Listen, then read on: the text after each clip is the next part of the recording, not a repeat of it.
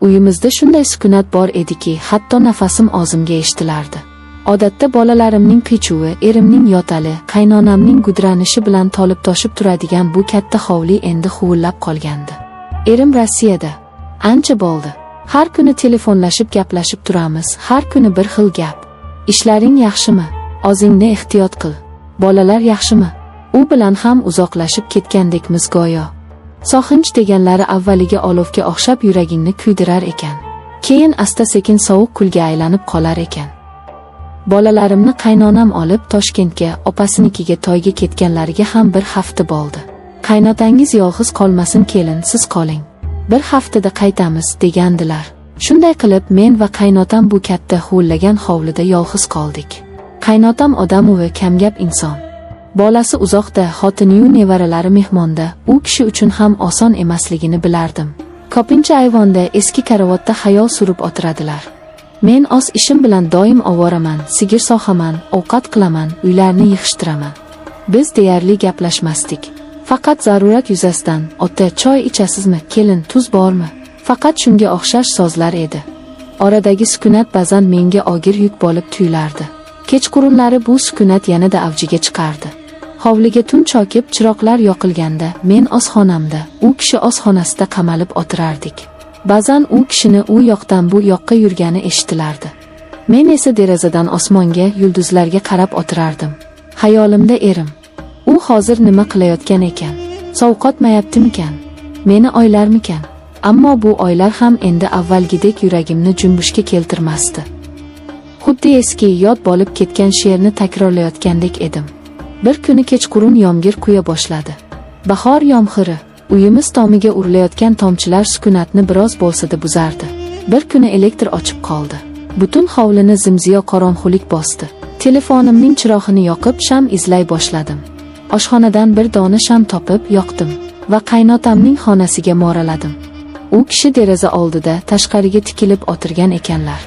Ota chiroq ochdi. Sham olib keldim, dedim. U kishi sekin qaradi. Sham yorug'ida yuzlaridagi ajinlar yanada chuqurlashib bortib ko'rindi. Uning ko'zlarida chuqur bir charchoq, alam bor edi. Ha, kelin, rahmat. Shu yerga qo'ya qoling, dedilar past ovozda. Shamni stol ustiga qo'ydim. Xonadan chiqib ketmoqchi edim, lekin u kishining ovozi to'xtatdi. O'tiring, kelin. Bir ozim zerikdim. Bu taklifni kutmagandim.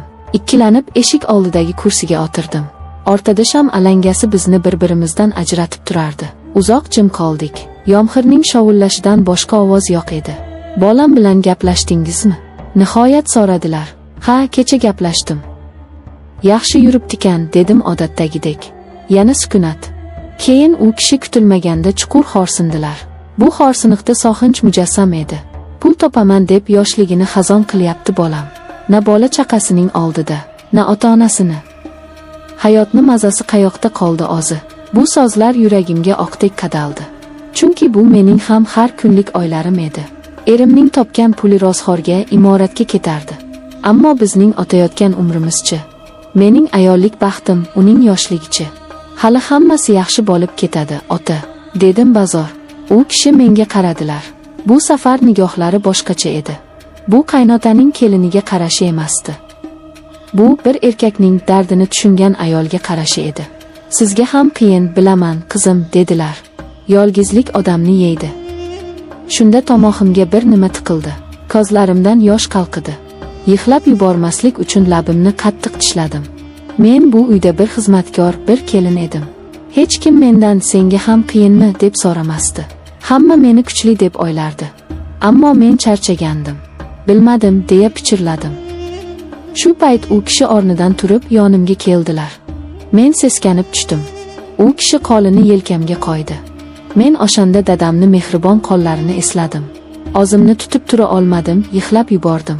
Uzoq vaqt davomida unutilgan barcha dardlarim, so'xinchlarim, yolg'izligim ko'z yoshlarimga qo'shilib oqardi. U kishi hech narsa demadi. Faqat qo'li bilan yelkamni ushlab tasalli bergandek bo'ldi. Sham alangasi tebranar, ikkimizning devordagi soyalarimiz bir-biriga qo'shilib ketardi. Qancha vaqt shunday o'tirganimizni bilmayman. Yomg'ir tindi.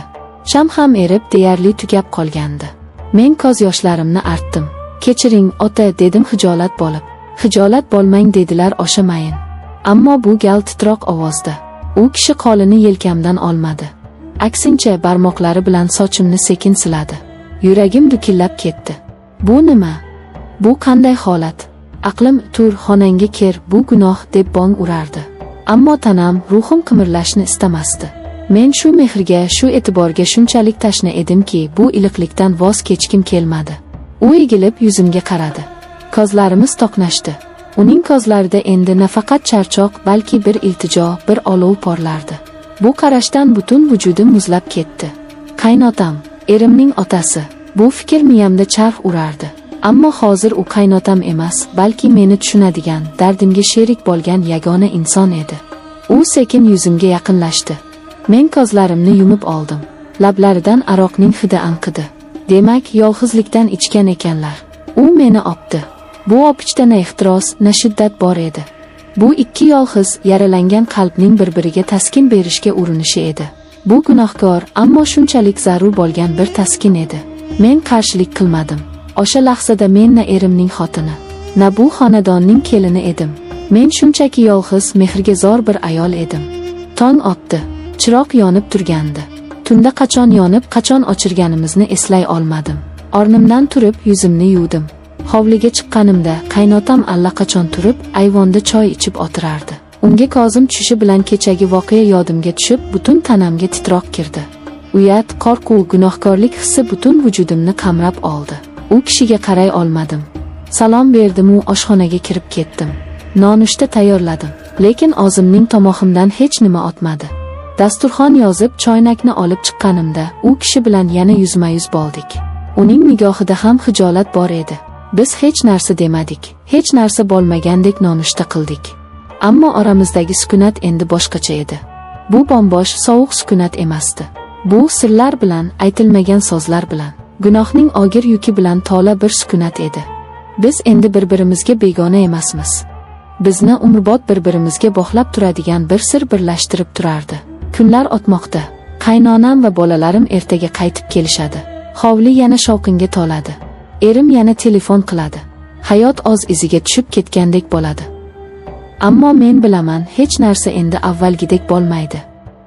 Bu hovlining devorlari, bu ayvon, bu xonalar hammasi mening gunohimga guvoh. Men har kuni qaynotamga duch kelaman. Biz bir-birimizga qisqagina qarab qo'yamiz.